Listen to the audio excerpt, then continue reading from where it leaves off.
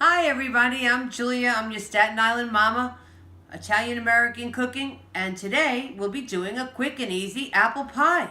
These are Granny Smith apples. I bought 6 apples. Right now I'm going to cut and peel and core them, and then I'm going to put them in my lemon water. I put 1 tablespoon of lemon into 1 cup of water. I did about 3 cups, so I have about 3 tablespoons of lemon in here, and what it does is prevent the apples from getting brown. This apple pie is quick and easy, and all my recipes are designed to give you a quick and easy result. They don't have to be an Iron Chef, and you don't have to be a professional. You just have to want to enjoy good food and follow along with me. I'm going to peel and chop these, and I'll be right with you. Hi, we're back now. As you can see right here, Chris, if you can get the...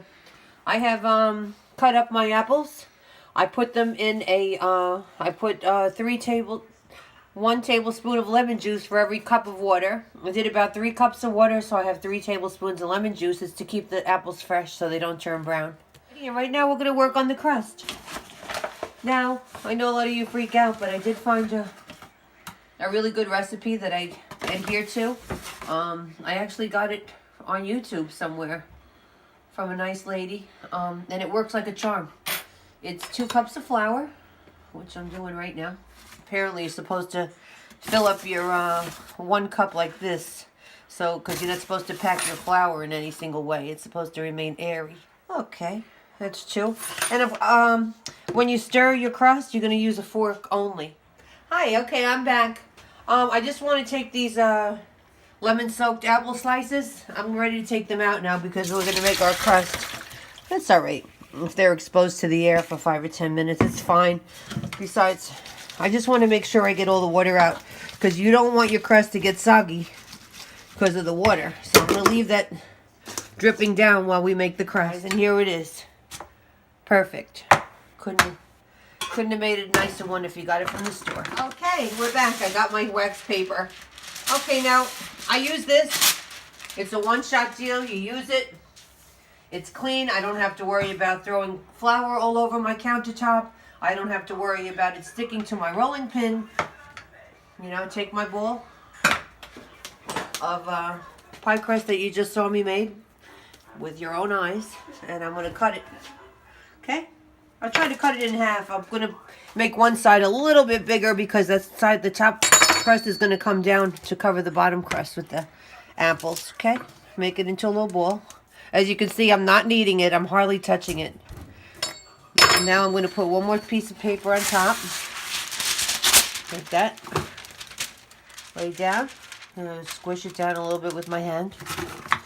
Now I'm going to roll it out. That's it. Now, of course, it can't stick because I got the wax paper on it.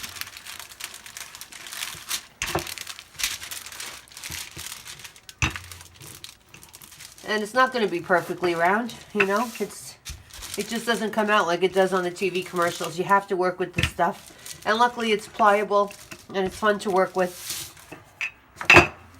Okay, I'm going to get the pie crust. I'm going to preheat my oven to 375. I'm going to get this pie crust. I'm going to take the top one off. Sometimes it'll stick in certain places. That's no problem. We'll just take it out. We'll take it off the paper and stick it on later. All right, this is going to be our bottom pie crust. Just lay it down there. Lay it down. Lay it down. Okay. Lay it down gently. And now you can... The pie crust likes to stick to the wax paper. That's fine. Just pull it out. You can let it fall, because you're going to play with it anyway to fix it around the pie plate. This just takes practice, patience, and time. But the hardest part, the pie dough, is when the pie crust is something I already showed you.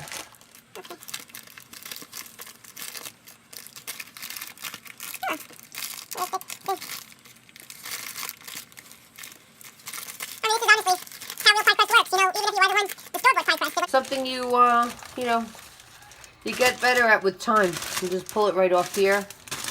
Have it in your hand. Make sure you get all your pieces off that's stuck. I have another piece over here. Let me get that. All right, so you can see it's kind of looking like a hodgepodge here. I'm going to take this extra here. I'm going to roll it out. Try to fit it with your fingers. Okay, just gently bring it down. Fill up the pie pan. You don't want to touch this bottom. What do you think, Chris? Does it look okay? Yes. Does? Okay. All right. Chris thinks it looks okay. So. Hi, everybody. We're back again. I got myself together here. As you can see, my apples are nice and fresh and bright. There's no brown spots on them because I put the lemon juice, the 1 tablespoon per 1 cup of water. All right, now I'm going to add 4 tablespoons of unsalted. Hi, we're back. I got myself together. I finished the pie crust. As you can see, it doesn't have to be perfect. Like I said, my cooking channel is for people who want to cook. They want to bake and get right in there. You don't have to be an Iron Chef. Anyway, we've got 4 tablespoons of butter we're going to put on the fresh apples. As you can see, the lemon did its job. None of my apples have brown spots on them. Alrighty, so you're going to put your 4 tablespoons of butter right there. Then you're going to turn them. Lightly cover your apples. Turn them. I had about 6 Granny Smiths that I peeled and chopped and cored. I'm going to do that. Alrighty.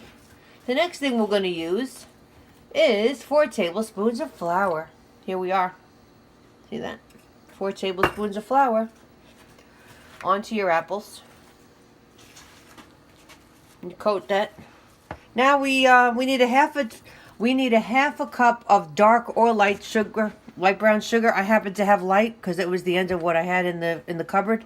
But if you have dark, that's good too. It tastes good with any kind of brown sugar. Tastes good on these apples. My son liked it last time I made it. I used the other part of these. I use light brown sugar. But I also have dark brown sugar coming up that I'll be using for my next apple pie. Because this is the end of my light brown. Okay. I also need a half a cup of granulated white sugar. I have to get that. Okay, cameraman, stop for a moment. Okay, we're back. I've got 1/2 of a cup of granulated sugar, in addition to my light brown sugar. Putting on my apples. And you do a quick turn. There you go. We want to get them all covered. See them?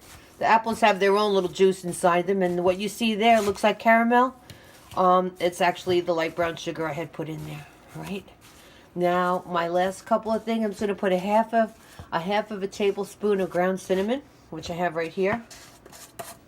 I'll do a half a tablespoon of that.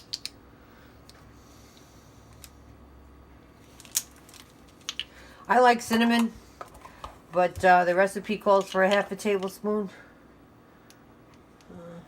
I think that looks like a half a teaspoon. Wait a second. 1 tablespoon. A half a... maybe I'll do 2 I'll do 1 teaspoon. How many? It's a half a tablespoon of ground cinnamon. Okay, Google. How many teaspoons are in a tablespoon? 1 U.S. tablespoon equals 3 U.S. teaspoons. 3 teaspoons. All right, so I'll do 1 1.5 teaspoons. Is this button, go down. I'm making an apple pie. Button, can you please? Thank you. All right, Button smells apple pie and he likes it. Alrighty. Here we go. Ooh, it smells good. Doesn't it, Chris? It smells really good. Yes. Smells like apple pie. Alright, now we need 1/4 teaspoon of salt. And as I told you before, I really like kosher salt because it's concentrated. It tastes really good. You don't ever have to worry about it having like a metal taste like that iodized salt. I hate that. I never use the iodized salt. Alright, I just got to add that 1/4 teaspoon of that salt and that's it. We'll just dump it right there in the crust. And then, I'm still covering it as you can see. Okay. Old-fashioned pie. Okay.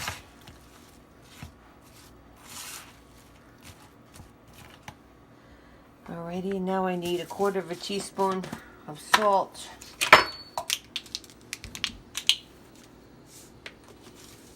I'm probably going to have to turn off again because of the fact that I need to roll out my top crust. Okay. That was it. A little 1/4 teaspoon of salt there. Look at that. It's really looking like an apple pie now. Alright, so I'm going to dump this into my apple pie thing. I know, don't laugh. I mean, it really works, even though it looks kind of thin. Alright, I'm going to put all my apples in there. And I pile them up nice, too. Okay, cut the tape. We're back. Alright, now I get the fresh wax paper. Remember I told you? You can't use the same wax paper twice, even if it's the same pie.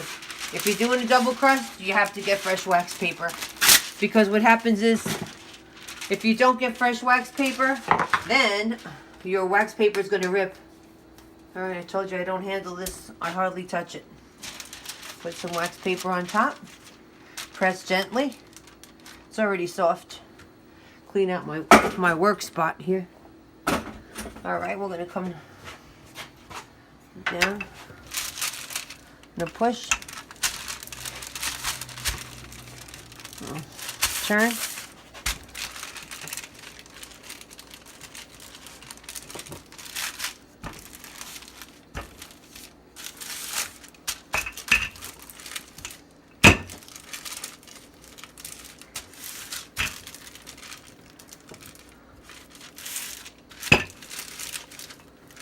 Wow, look at that.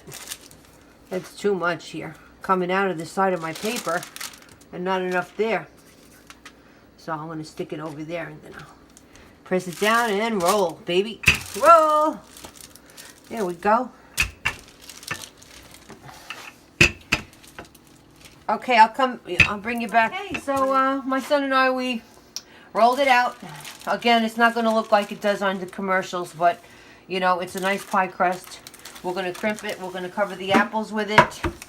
It'll be nice. Alright. There it goes. I made it extra long because, as I told you before, pie crust shrinks with heat. And I'm going to work it like I did the bottom one.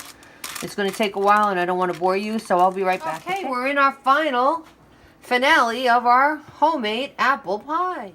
Okay, now I need to put little slices over here. It's because when the pie goes in, it's going to breathe and the apples are going to they're going to come down.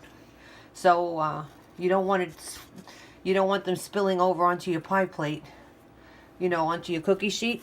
So you're going to make little holes. You know, the ones you see on TV, they got little holes, that's the reason they do that. So the apples can breathe when they start cooking. All right, I'll put them in and I'll be back when I'm done. Hi, we're back. Here's the finished product. As you can see, it's nice and gold and crisp. Some of the apples came out, but that's okay. It's from my family and I, from me and my kids, and anybody who may, come over to visit. It's just cooling now. It's going to cool for about an hour, and then we're going to dig right in. As you can see, the apples came down a lot, but they're still delicious, and we'll have that with some hot coffee and some ice cold milk. And whipped cream. And whipped cream. Have a good night or day.